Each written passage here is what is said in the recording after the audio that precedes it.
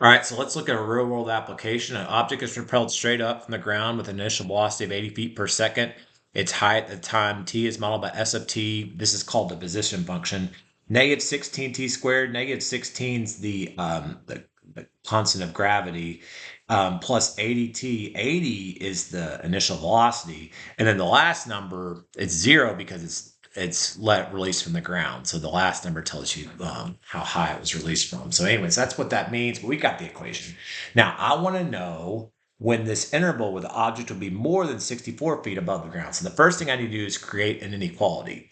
So I need to know when this object, which follows this pattern, is going to be is greater than 64 feet above the ground. So when its position, S of t, is going to be 64, greater than 64.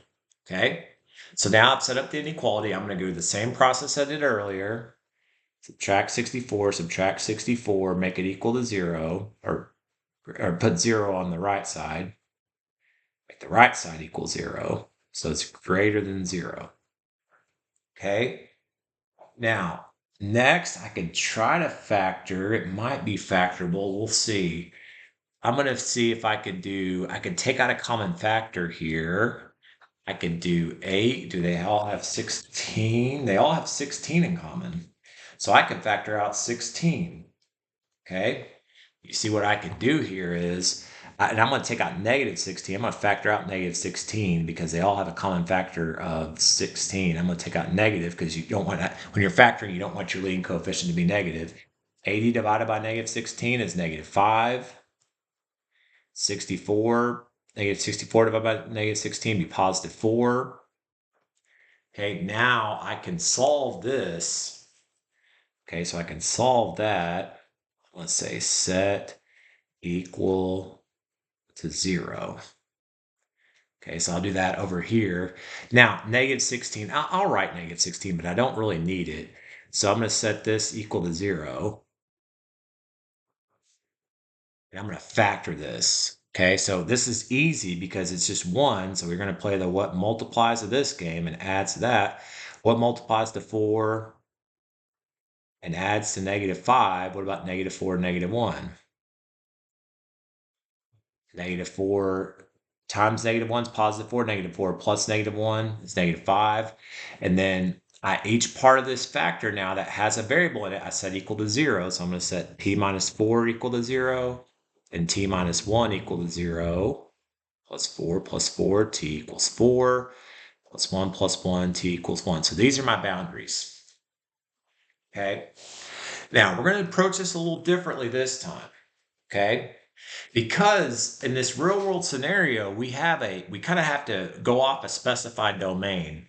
Remember that t is the time in seconds. So where would the time begin at? The time would begin at 0. And I'm going to need to write this a little slower here because I want to have some more room. So the time would begin at 0. So I should be starting at 0. I'm actually going to start this at 0. I'm going to do array here. Okay. So I'm going to start at 0. There's nothing before 0 because you wouldn't have a negative time, okay? I've got 1, 2, 3, 4, 5.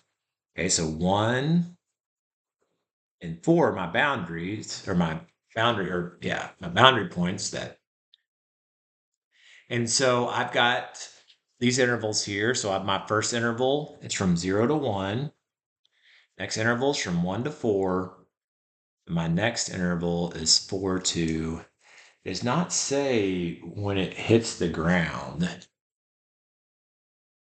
So what I'm going to have to do is I'm going to have to figure out when this thing hits the ground. So I've got another issue on my hands. I've got to figure out when this right here hits the ground. Okay, and so that's going to be a whole other can of worms here, and I'm going to have to work this separately. So I've got to figure out when this equals 0 because it hits the ground. So I'm going to do it over here. Negative 16t squared plus 80t equals 0. Okay, now I can factor here.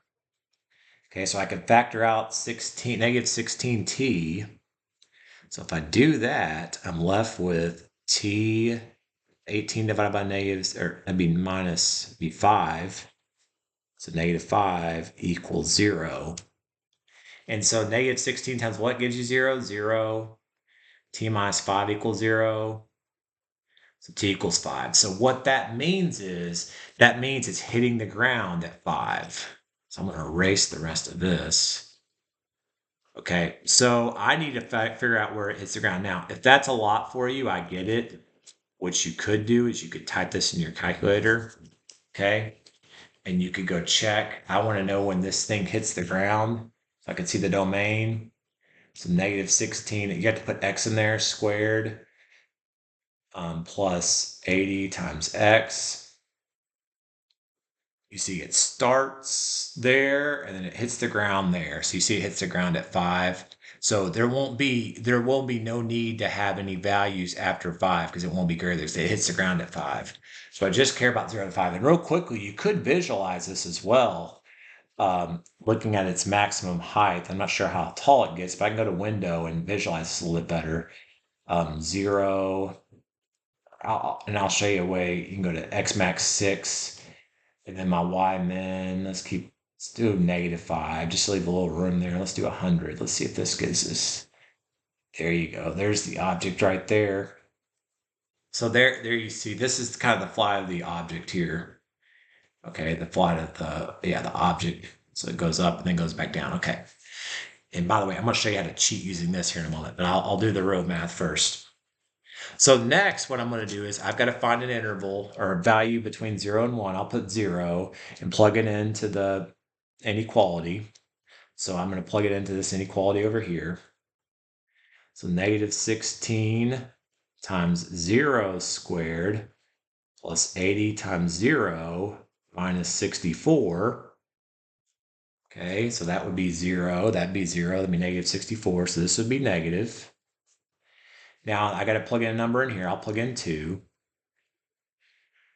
That's 2 minus 64. So negative 16 times 2 squared plus 80 times 2 minus 64. It's going to be positive. It's going to be 32. And I'm going to plug in another number. Well, 5 is going to be 0. Okay, so 5 would not be the best one to do. Well, I could do 5. I could do 5. Plus 80 times 5. I couldn't do anything after 5. So plug in here, plug in 5.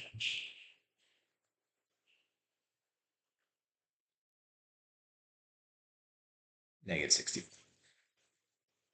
So I've got a positive and a negative. So when's it above there? When's it above 64?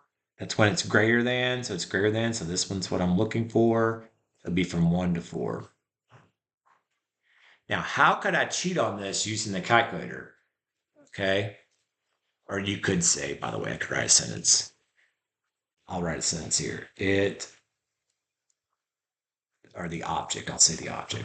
Get more specific.